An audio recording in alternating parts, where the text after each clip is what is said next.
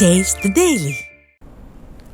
மாநில நெடுஞ்சாலைகளை கார்ப்பரேட் நிறுவனங்களுக்கு ஒதுக்கீடு செய்யும் திமுக அரசை கண்டித்து வரும் 18ஆம் தேதி அனைத்து கோட்ட பொறியாளர் அலுவலகம் முன்பாக போராட்டம் நடத்த உள்ளதாக தமிழ்நாடு நெடுஞ்சாலைத்துறை சாலை பணியாளர் சங்கம் அறிவித்துள்ளது.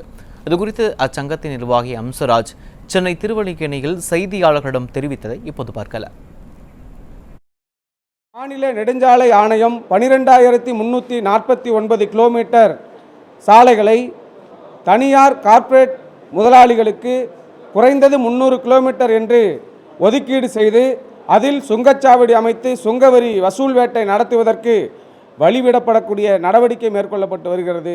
இந்த நடவடிக்கை அரசினுடைய ஒரு மோசமான நடவடிக்கையாகவும் அதேபோன்று ஒரு அரக்கத்தனமான போக்காகவும் தமிழ்நாடு நெடுஞ்சாலைத்துறை சாலை பணியாளர் சங்கம் கருதுகிறது.